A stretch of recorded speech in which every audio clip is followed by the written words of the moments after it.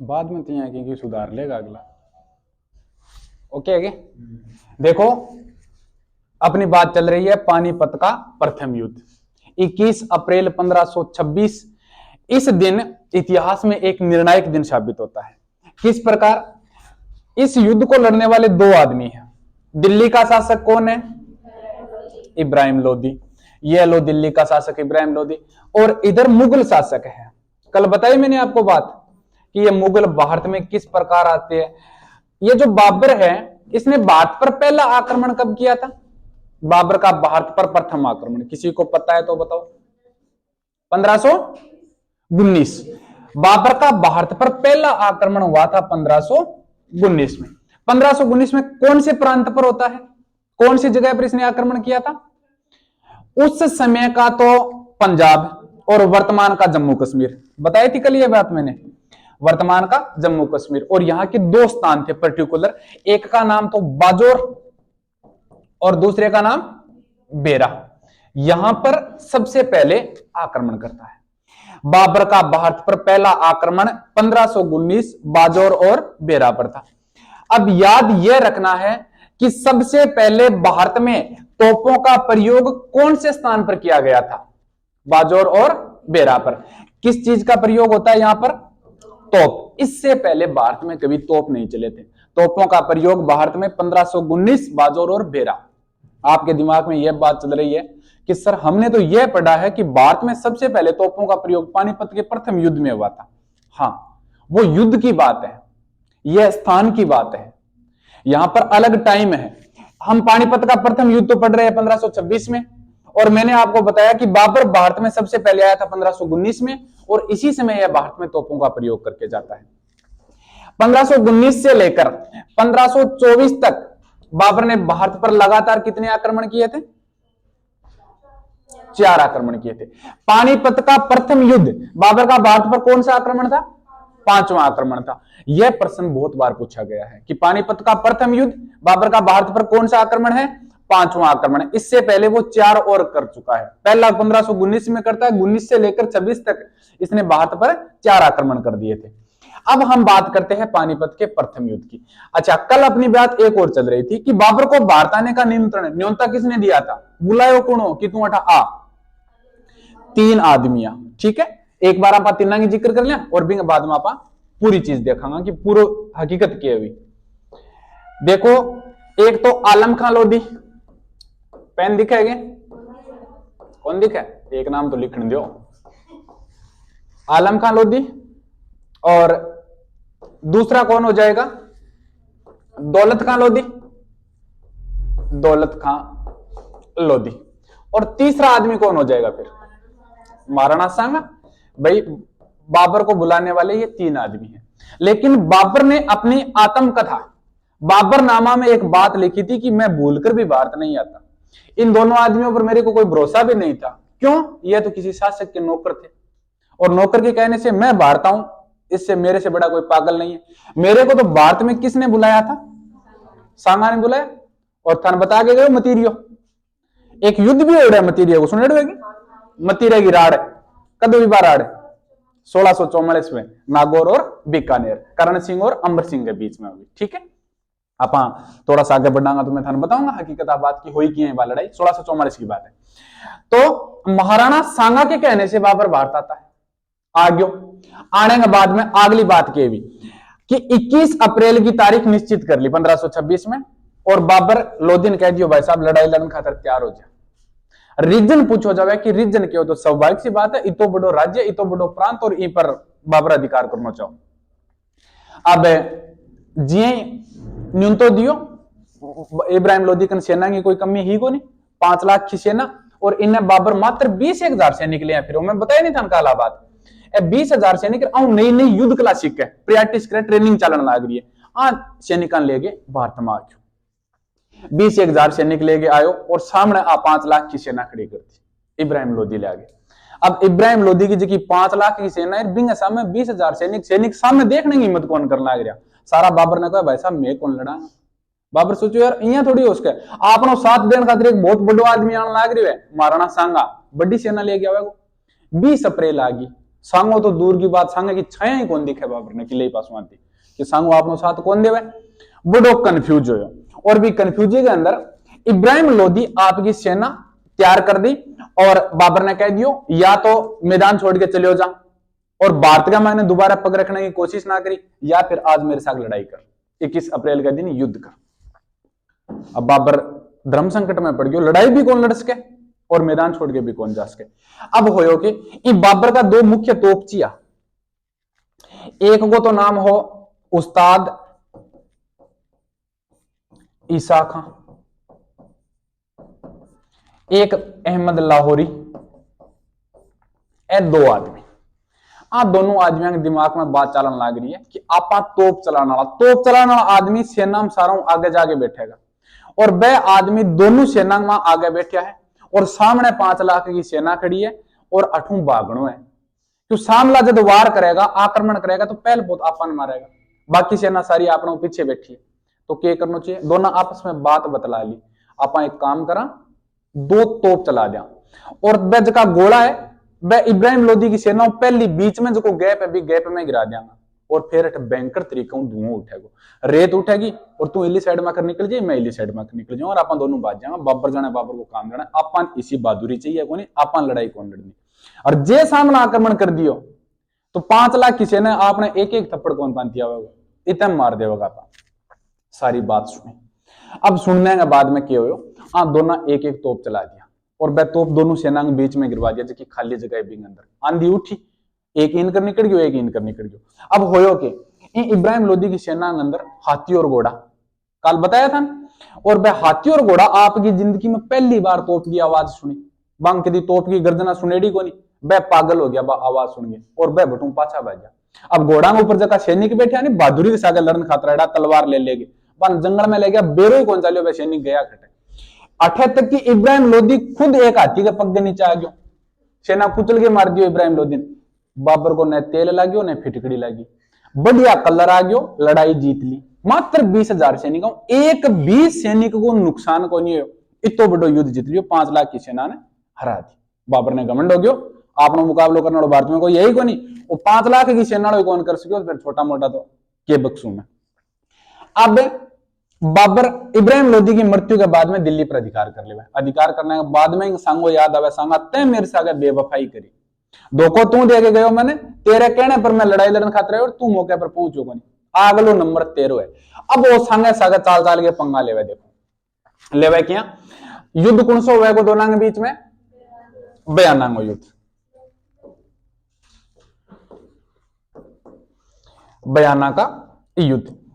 अब देखो बयाना के युद्ध की बात करें तो यह युद्ध हुआ कब था, 16 फरवरी 1527 को। तारीख याद नहीं रखनी है, सिर्फ साल याद रखना है कि कब हुआ था, 1527 को हुआ था। यह जो बयाना का युद्ध है, यह बयाना पड़ता है भरतपुर में। कहां पर पड़ता है, भरतपुर में। बयाना का दुर्ग भी भरतपुर में है, उसी दुर्ग को लेकर छोटा मोटा संघर्ष होता है इन दोनों के बीच में। अब बाबर सांगा के साथ में लड़ाई करना चाहता है, बयाना कोई है नहीं, बगैर बहाने यहां पर लड़ाई होगी नहीं, वो बयाना ढूंढ तो फिरे, चाल चाल के पंगा लेने की कोशिश करे। अब चाल चाल के पंगा लेने की कोशिश करे, बी टाइम में मालवा और मेवाड़ दो अपनी रियासत होया करती। काल थाने बताइए अलग अलग सांगा की जीतेड़ी, मालवा भी जीत्यो, गुजरात भी जीत्यो। दोनों के बीच में एक नदी बहे और इन नदी को नाम पीलिया खार। कौन सी नदी, पीलिया खार नदी। पीलिया खार नदी, मेवाड़ मालवा की जब लड़ाई हुई, सांगे मालवा पर अधिकार करियो, बी टाइम समझौतो हो फिर और भी समझौते में और नदी को मैदानी भाग सांगा ने सौंप दियो। भाई इन नदी पर किंग अधिकार हो गयो, अब मेवाड़ को अधिकार हो गयो। हालांकि यह नदी है किंगी मालवा की है। अब मालवा को जो को प्रांत हो बी पर बाबर को अधिकार, क्यों अब नयो जदाना अधिकार करियो तो मालवाड़ा प्रांत पर बाबर अधिकार कर लियो और इन्हें सांगो बच गयो। अब 2-4 दिन में इंतजार करियो और बिंग बाद में लड़ाई लड़नी है सांगा के सागे। अब लड़ाई लड़न खातर आयो और आगे सीधे मुंह लड़ाई लड़ कौन से, बयानो ढूंढियो ये पीलिया खार नदी। आगे कहो सांगा आ नदी खाली कर, मैदानी भाग सारो खाली कर दे, आ नदी मेरी है। सांगा कहो भाई साहब तेरी क्या है नदी, हमारे मेवाड़ मालवा के बीच में संघर्ष हो और भी संघर्ष के दौरान बाद में मारू समझौतो भी हो गयो और भी समझौते में नदी मन सौंपेड़ी है, तो तू क्या अधिकार कर सका नदी पर। ठीक है नहीं खाली कर तो मैं करवा लूंगा लड़ाई करके। सांगो बोली कोई बात नहीं करवा ले। अब दोनों की सेना के बीच में संघर्ष हुआ। हालांकि इस युद्ध में बाबर ने और सांगा ने दोनों ने भाग नहीं लिया था, इनकी सेनाएं लड़ रही थी और उस सेना के अंदर बयाना के दुर्ग में दोनों के बीच में झड़प होती है। इसीलिए इस युद्ध को बयाना दुर्ग की झड़प भी कहा जाता है। बयाना दुर्ग की झड़प, बयाना दुर्ग की झड़प। और इस झड़प के दौरान बाबर हार जाता है या बाबर की सेना हार जाती है। जैसे ही बाबर की सेना हारने के बाद में वहां से वापस भाग जाती है और जाकर बोलती है बाबर को कि हम हार कर आए हैं और इतना सस्ता नहीं है सांगा कि आप जिस प्रकार सोच रहे हो कि मैंने इब्राहिम लोदी को मारा था या इब्राहिम लोदी को पराजित किया था, उस प्रकार मैं सांगा को पराजित कर दूंगा। सांगा बहुत गहरी चीज है। बाबर ने सोचा कोई बात नहीं, देखेंगे, लेकिन आप टेंशन क्यों कर रहे हो। तो यह युद्ध जो था, इस युद्ध में सांगा विजय होता है और सांगा की जो सेना थी यह जश्न में डूब जाती है। इतना ज्यादा जश्न मनाती है, जोर जोर से आवाज लगाती है कि तैमूर भाग गया, तैमूर भाग गया। तैमूर जो है यह भारत पर एक नवंबर 1398 में आक्रमण करने के लिए आया था। उस आक्रमण को गंदी दृष्टि से, बुरी दृष्टि से अपने भटनेर दुर्ग ने झेला था। आपने पढ़ा होगा इतिहास के अंदर कि नवंबर 1398 में तैमूर का जब भारत पर आक्रमण होता है, उस आक्रमण के अंदर हिंदू महिलाओं के साथ साथ मुस्लिम महिलाओं ने जोहर किया था। वो कौन से दुर्ग की बात है? भटनेर दुर्ग की बात है। उस भटनेर दुर्ग के आज राजपूत जो है, अपनी सांगा की जो सेना है, वो यही बात प्रदर्शित कर रही है कि हमने बाबर को नहीं हराया है। और इसमें जो बाबर का सेनापति आया था उसका नाम था मेहंदी राय खवाजा, मेहंदी राय खवाजा। और ये बताते हैं कि हमने न तो खवाजा को हराया है, हमने न बाबर को हराया है, आज हम उस तैमूर को हरा रहे हैं जो भारत पर अत्याचार करके गया था, उसको हराया। इस बात का प्रदर्शन कर रही है। बाबर बेचारा चुपचाप चला जाता है, सेना चली जाती है। अब ये बड़े स्तर पर लड़ाई लड़ने का प्लान बनाता है और जैसे ही बड़े स्तर पर लड़ाई लड़ने का प्लान बनाता है, ठीक 1 महीने बाद कौन सा युद्ध होता है? खानवा का युद्ध होता है। और इस खानवा के युद्ध की मैं आपको क्या बताऊं, जैसे खानवा युद्ध की बात आई और पता चला सांगा को अपने को लड़ाई लड़नी पड़ेगी, तो सांगा भी एक बार के लिए डर जाता है कि 5 लाख की विशाल सेना को ये आदमी पराजित कर देता है, तो क्या पता ये कल को मेरे को भी पराजित कर सकता है। इसीलिए सांगा एक नई प्रथा चलाता है। हालांकि वो प्रथा पुरानी थी लेकिन आज चलती है। उस प्रथा का नाम था पाती पर्वन प्रथा। कौन सी प्रथा? पाती पर्वन प्रथा। इसका मतलब होता है निमंत्रण पत्र, न्यूनतो दे गया जा जागे और सारे राजस्थान में न्यूनता दे दिया प्रत्येक राजा का, भाई साहब मेरे का नहीं आओ थे लड़ने खातर, आपा सारा एक हो गए, किन्हें हरावांगा? बाबर ने हरावांगा, नहीं तो वो तीसरो बलद है वो अठे आगे गड़बड़ करेगा, कोई बात नहीं। अब इस लड़ाई के दौरान सांगा का साथ देने खातर 7 तो बड़ा राजा आया। राजा कितना आया? 7। 9 राव आया। राव कितना? 9। 104 सरदार आया। जका कम कम 20,000 एक आदमी कर सेना है। 7 राजा, 9 राव, 104 सरदार महाराणा सांगा के झंडे के नीचे लड़ रहे थे। कौन से युद्ध में? खानवा के युद्ध में। कब हुआ था खानवा का युद्ध? 17 मार्च 1527 को। इस युद्ध के अंदर 7 राजा, 9 राव और 104 सरदार। बड़े बड़े राजाओं की मैं आपको बात बताऊं तो उस समय मारवाड़ से मालदेव आया था। मारवाड़ से कौन आता है? मालदेव आता है। खतरनाक आदमी था, आया था बेचारा लड़ने के लिए। बीकानेर, जेत सिंह का बेटा था कल्याणमल, तो बीकानेर से कौन लड़ने के लिए आया था? कल्याणमल।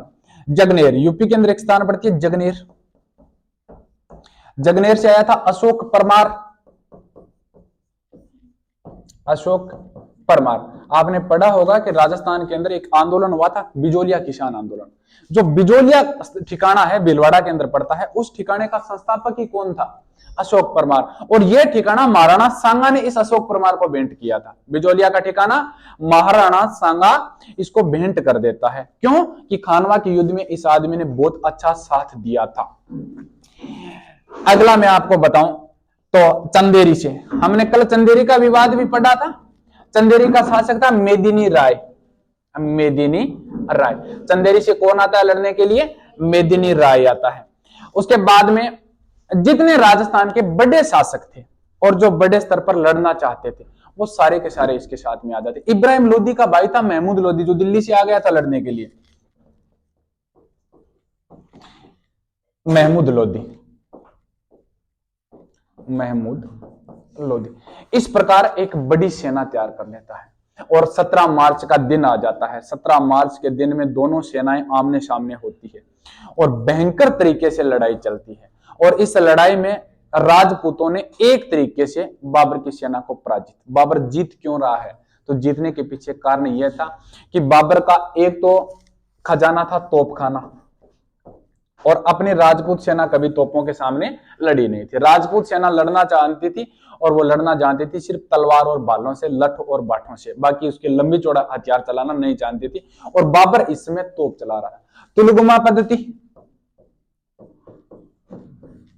तुलगमा पद्धति जैसे ही युद्ध का सीन बनता है, उस सीन के अंदर होता यह है कि सामने सांगा की सेना, इधर बाबर की सेना। बाबर के पास में वही 20-25 हजार सैनिक थे, ले देकर वही बचे थे सारे। अब बाबर अपनी सेना को उत्साहित करना चाहता है कि आप लड़ाई लड़ो। सेना सोच रही है कि लड़ाई किसके साथ में लड़े? जहां तक नजर जाती है वहां तक राजपूत ही राजपूत खड़े हैं, कैसे लड़ लेंगे हम इनके साथ में? अब थोड़ी देर और सोचता है बाबर। बाबर पीछे ही पीछे बैठा था, सामने महाराणा सांगा की सेना खड़ी थी और बीच में बैठी थी बाबर की सेना। अब सेना लड़ना नहीं चाहती है, उसको पता है कि यदि वार कर भी दिया तो सामने राजपूत खड़े है, भगा भगा कर मारेंगे, एक को भी नहीं जाने देंगे। अब करे तो करे क्या बेचारे। अब बाबर जिहाद का नारा देता है, यहां पर जिहाद का नारा। अब इस जिहाद के नारे के अंदर क्या था? इस युद्ध को ये बाबर और सांगा तक की लड़ाई सीमित नहीं रखता है, धर्म की लड़ाई की घोषणा कर देता है कि आज यदि आप मैदान छोड़कर चले गए या भाग गए तो मरोगे, मरने के बाद में अल्लाह के पास में जाओगे तो जवाब क्या दोगे कि हमें हिंदुओं को मारने का मौका मिला था लेकिन हम मैदान छोड़कर आ गए। अब इस समय हिंदुओं को ये काफिर कहते थे कि काफिरों को मारेंगे। अब काफिरों को मारने का मौका था मिला था लेकिन हम तो मैदान छोड़कर भाग कर आ गए और इस युद्ध के अंदर लड़ते हुए मर गए, तो मरने के बाद में शहीद कहलाओगे, अल्लाह तो आपका इंतजार कर रहा है। 2-2.5 घंटा भाषण दियो, कोई सेना में थोड़ा बहुत जोश आ जाए। पर सेना में मैंने मेरे का सैनिक 13-13 किला का बैकिंग लड़ाई लड़ ले, नीचे नाड़ करके बैठा। एक बीच में कोई उठपटांग हरकत करने वाला आदमी बैठे और वो बोलो कि बाबर तेरे अल्लाह आज किया याद है जब मौत माथे पर आई। अब तने ठा है कि सामने जाता है सिर फोड़ेगा तेरे, जब तेरे अल्लाह याद आने लग रही है, अल्लाह ने के जवाब देगा, अल्लाह ने के जवाब देगा। तो इतो बड़ो मुसलमान हो तो दारू क्यों पीतो? बाबर बहुत बड़ो दारूड़ो, ड्रम का ड्रम सागर आख तो काल न खड़े जानो पड़ जाए, ठेको ठोको खुलो न ला दे, यही न रहना पड़ जाए। अब बाबर सोचो तेरी ये कमजोरी, तू शराब पीता है, सच्चा मुसलमान है नहीं, इसीलिए सेना तेरा साथ देने के लिए तैयार नहीं। ओ बोलो आज के बाद में बाप की सौगंध कभी दारू पियो तो दारू का जगह बर्तना मैदान में तुड़वा दिया, आपा दारू पिया ही कोई। सेना बोले न पिए तो तेरे फायदे, जो पिए तो तेरे घाटो, मन तो मरनो है, मैं कौन लड़ा, मार माऊ ड्रम ना फोड़ चाहिए। तो फिर सेना लड़ने खातर तैयार को नहीं हुई। फिर हम थोड़ी सी और हिम्मत करी, और हिम्मत कर बोलियो आज के बाद में मैं तमंगा कर खोल लू। कि पर तमंगा कर कौन लगे भाई? वो मुसलमान व्यापारी करो तमंगा कर, और मुसलमाना पर भी लगतो बोले मुसलमान व्यापार करेगा जो कर मुक्त करेगा, बांग उनको दिक्कत कौन ले मैं बोला वो फायदो व्यापार आंगे, मारे के फायदो है, मान तो बारे जीवता जान दे कोनी। अन फिर बाप 2-3 घंटा और हिम्मत करी, जिया किया सेना ने बुलाई, सेना लड़ने खातर तैयार हुई। अब सामने भाई 2 तोपची और बांधो ना तोप चलाना शुरू किया। तोप चलाओ तई बहुत लंबी सेना पड़ी, अगला अगला 5-4 मरे थे, 2-4 और आगे खड़े हो जाए, लंबो सिस्टम बनायो। और भी सिस्टम के अंदर वो टाइम आ गयो कि महाराणा सांगा जो है वो मूर्छित हो गयो, बेहोश हो गयो। अब बेहोश हो गयो तो जाला अज्जा एडो सागे साथ देरन खातर, राजपूत सरदार जाला अज्जा, जाला अज्जा ने पतो चल गयो कि सांगा जी घायल हो चुका। ओके काम करियो, जाके सांगाड़ो जो सिर पर लगाना हांडलो सो है नहीं, राज मुकुट कया करता, वो मुकुट निकाल के आप ओढ़ लियो। और एक आंखियां अगर चेहरों ढकन खातिर एक सुरक्षा कवच ला गया करतो कि काल ना कोई तलवार मारे तो मुंह पर नहीं लाग जाए, वो लगा लियो। और संगे बरगो यो डील को डाकी आदमी, एक हाथ हो कोनी, मैं काल थान फोटो के अंदर दिखाई नहीं, देखो मैं थान अब दिखाऊं, एक हाथ कोनी, अब वो सही हुआ भी कोनी मेरे किले पर मारू, यहीं पर मारूंगे, ओ हाथ को नहीं देखो, ओ दिख रहे इंसान, ओ हाथ को नहीं हो। अब हाथ नहीं है तो इंगो मतलब है सामने जो लड़ना रहे बिन पतो है कि संग एक हाथ को नहीं एक पग को नहीं। अब हाथ तो जाले अजय के काम करियो मेरे लदरिया कोट पैर रखियो रिंग मां कर लियो। अब मां कर लियो तो लोग दिखे कि हाथ तो को नहीं टूटे डोएंगे लेकिन पग खटे करे झूठ मटाल दी पग आंटी दे ली घोड़ी ले ली ब्यू लड़न लाग गयो। अब बेचारो लड़ रही है तो ये आदमी में अजय मिति योग्यता को नहीं कि वो बाबर को मुकाबलो कर सके। बाबर मौको दे कि पिछले पासों तलवार मारी नाड़ कट गई अजय की। अब नाड़ कट गई कटता ही बाबर का टेंशन होगी कि इतो आसानी उम्र नाल आदमी सांगो को नहीं उसका कहानियों बहुत बेकार हो इतो आसानी कौन मर सके। अब जबकि कटेड़ी मुंह लेनी बिन भी हांडला बारह निकाली। अब बारह निकाली तो मां मुंह निकलो कि जाला अजय को बटे युद्ध विजय की घोषणा कर दी कि सांगा तो मैदान छोड़कर कब का भाग चुका है और मैंने ये युद्ध विजय कर लिया अर्थात बाबर खानवा युद्ध का विजेता है। अब चंदेरी को शासक मेदिनी रायो बिन बहुत बड़ो गुस्सा ला रही हो कि तू घंटा एक और लड़ मार सके बिन बाद में तने बता दिया युद्ध कण जीत्यो है। वो कह ना युद्ध में जीत चुक्यो। अब मालदेव मारवाड़ को शासक जो को मालदेव आयडो हो वो मालदेव संभालियो इन सांगेन और वो लेके गयो इन्हें कालपी एमपी के अंदर पड़े कालपी कटे पड़े एमपी मध्य प्रदेश अट ले जागे इन्हें इलाज करियो। इलाज करने के बाद में इन होश आयो होश आता है सोचो मैं खटा रही हूं पूछो सैनिक इन जगह सागे सैनिक का पूछो खटा रही हूं एमपी में लिया है चिंता ना कर तू पाछो कौन जान दिया नहीं मन मैदान में छोड़ो ले जाके खान में मैं एक मात्र आदमी हूं धरती पर ये राजस्थान के अंदर कि जो को बाबर ने बाहर तुम बारह निकाल सकूं नहीं बाबर बाहर तुम बारह कौन जाओ। बसवा दोसा के अंदर एक स्थान पर है जानती टाइम जब इन काल पे ले जा रहा बे टाइम बसवा के अंदर इन ठहरायो गयो बे टाइम सांगो मूर्छित हो सांगो घायल हो बसवा के अंदर ठहरायो गयो तो अठेंगो चबूतरो मनेडो है। कई बार प्रश्न पूछो जावे सांगा का चबूतरा कहां पर है बसवा दोसा में है ठीक है। इलाज कहां पर किया गया था कालपी एमपी के अंदर और यहां पर सांगा ज्यादा जिद करता है कि मेरे को खानवा के मैदान में लेकर जाओ तो इस समय सांगा को यहां पर जहर दे दिया जाता है। जहर इसलिए दिया जाता है अब आपके दिमाग में यही बात चल रही होगी कि सर इतना महत्वाकांक्षी शासक था इतना योग्य आदमी था कि जिसको जहर क्यों दिया गया था। तो राजपूत सेना टूट चुकी थी लड़ाई लड़ने की हिम्मत सेना में थी नहीं और यह जिद कर रहा था कि लड़ाई लड़ेंगे वापस और इस समय राजपूत नहीं चाहते थे कि लड़ाई हो और बड़ा नुकसान हो जाए इसीलिए इसको जहर दे दिया जाता है और इसी जहर के कारण इसकी मृत्यु हो जाती है। और सांगा का अंतिम संस्कार कहां पर किया गया था मांडलगढ़ कहां पर है भीलवाड़ा में ठीक है मांडलगढ़ भीलवाड़ा। यह बात थी सांगा की। यह सांगा लड़ाई लड़ता है इस प्रकार सांगा का यह जो सारा सिस्टम है यह चलता है और सांगा मर जाता है। सांगा की मृत्यु कब होती है 1527 में ठीक है 1527 में सांगा मर जाता है। यह था अपना महाराणा सांगा 1527 में इसकी मृत्यु हो जाती है।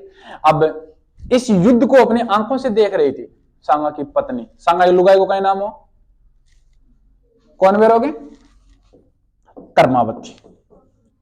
सांगा की लुगाई को क्या नाम हो कर्मावती हाड़ी रानी ही बूंदी की हाड़ा राजकुमारी कर्मावती। आ बेचारी मैदान में बैठी बैठी रोन लाग गई। बाबरिंग करने गए जागे पहली अक्सर वही होया करतो कि दुश्मन की बहन बेटी हाथ आ जाती नहीं आक्रमणकारी वो बिंसा का बहुत गलत सलूक किया करतो और वो जागे इन वाकायदा पुचकारी है बेटा रोना कोई बात नहीं तुम बहुत किस्मत वाली है कि सांगा वर्ग आदमी की लुगाई मरने को तुम मौको मिलियो है। वो बाबर ने अपनी आत्मकथा में लिखा था कि बाबर मेवाड़ क्या राजस्थान क्या भारत पूरे विश्व पर इतना अधिकार कर सकता था और ये योग्यता भी थी इस आदमी में लेकिन वो कई जगह गलत हो गया था इसीलिए उसको युद्ध में हारना पड़ा था। होता क्या है कर्मावती को बाबर अपनी हिंदू पुत्री बनाता है और कहता है कि आज के बाद इस मेवाड़ पर कभी कोई संकट आएगा तो तेरे पिताजी को याद कर लेना मैं तेरे लिए लड़ने के लिए जरूर आऊंगा। यदि कोई भी विदेशी आक्रमणकारी आता है या कोई स्थानीय आक्रमणकारी आता है और तेरे को सेना की जरूरत पड़ती है तो मैं लड़ने के लिए आऊंगा और तेरे चित्तौड़ पर या मेवाड़ पर कोई आंख उठाकर देख भी ले तो जिम्मेवारी मेरी होगी। और इसके 2-3 बेटे थे बेचारे छोटे छोटे एक भोजराज था और विक्रमादित्य था उदय सिंह था ये 3 इसके पुत्र थे। भोजराज का विवाह तो अपने मीराबाई के साथ में किया गया था और जो मीराबाई थी ये रतन सिंह की बेटी थी। इसके पिताजी का नाम रतन सिंह था ठीक है और नागौर के अंदर इसका कोई स्थान है जन्म स्थान वहां पर ये मेड़ता कुड़की कोई पर्टिकुलर स्थान का नाम था कुड़की मेड़ता नागौर। ये वर्तमान में जो कुड़की है ये पाली जिले में और प्राचीन काल में ये नागौर में आया करती थी। इस कुड़की में मीराबाई का जन्म हुआ था और मीराबाई के लिए मीराबाई जब विधवा हो जाती है, उस मीराबाई के लिए सांगा ने मीरा का मंदिर और मीरा का महल चित्तौड़ के किले में बनवाया था। यह सांगा की बहू थी, ठीक है, सांगा के बेटे की बूही और सांगा की बीननी ही मीराबाई। और जकिन आप राजस्थान के अंदर जाना दासी संप्रदाय की प्रवर्तक, ये अनेक संप्रदाय चलायो, कौन सो? दासी संप्रदाय। भाई दासी संप्रदाय ने यहां चलायो कि मीराबाई जकी ही जवानी के अंदर विधवा होगी, और विधवा जकी होगी कोई बात को नहीं, फिर देवर हो, और मैं देवर को नाम हो विक्रमादित्य। कृष्ण की भक्ति ने लेके कृष्ण जी की भक्ति क्रिया करती और दोनों के बीच में विवाद चलिया कर दो, और आज साधु संतां के साथ में रहना पसंद करती, लेकिन राजघराने की महिला होने के कारण इन साधु संतों के अंदर जान कौन देता। दुखी हो गया, घर छोड़ के निकलेगी, घर छोड़ के निकलेगी, आज चली गई वृंदावन और मथुरा। वृंदावन और मथुरा जाके आने दासी संप्रदाय चले। दासी संप्रदाय को मतलब कि जो कि दासी महिला होती बन लोग विधवा होती बिना दासी रखा करता और बंगुन घर को काम कराया करता। और आ एक चीज चाह रही है कि जकी भी विधवा है बन दासी बनने को हक को नहीं, कृष्ण जी की भक्ति भी कर सके। वृंदावन और मथुरा में जितनी भी विधवा ही बन दासी को काम छुटा के सगले भक्ति में लगा दिया, बंग घरे काम वाली बाई कौन जाया करती, काम वाली बाई सारी हरे राम हरे कृष्णा करती फिर लगी। अब लोग बेटा का दुख हुआ, भट्टू मैंने वीरा बाई निकाल दी कि तू जाके मारो सारो ठाटियो खराब कर दियो। अब भट्टू बात चली गई गुजरात, गुजरात के अंदर एक स्थान पर डाकोर, अठे चली गई, अठे गिरधर गोपाल को मंदिरों भी मंदिर में रहती और सागे की चेली चंपटिया औरों की बे और रहा करती। और एक दिन आ गिरधर गोपाल की मूर्ति के सामने नृत्य करने लग रही, नाचने लग रही, नाचती नाचती भी मूर्ति के अंदर विलीन हुई। आज भी इस गिरधर गोपाल की जो मूर्ति है डाकोर के अंदर, उसके अंदर मूर्ति के मुख में मीराबाई की चुनरी का पल्लू दिखाई देता है। यदि कभी जाने का मौका मिले तो जाकर जरूर देख कर आना, भगवान जाने बात सत्य है या झूठी है, मैंने ये चीज पढ़ी है कि शायद ऐसा होता है। बाकी कल्चर वाले सर आपको राजस्थान के संत संप्रदाय पढ़ाएंगे, उनमें एक दासी संप्रदाय पढ़ाएंगे और पूरी डिटेल बताएंगे कि मीराबाई ने कौन कौन से ग्रंथ लिखे थे, रत्ना खाती के नेतृत्व में इसने कौन सा ग्रंथ लिखा था, मीरा की पदवलिया, नरसिंह जी रोमायरो, नरसिंह मेहतारी चुंदरी, सारे आपको बताएंगे। मीराबाई भी एक अच्छी कवि हुआ करती थी। तो सांगा बताओ, सांगा समझ में आया क्या?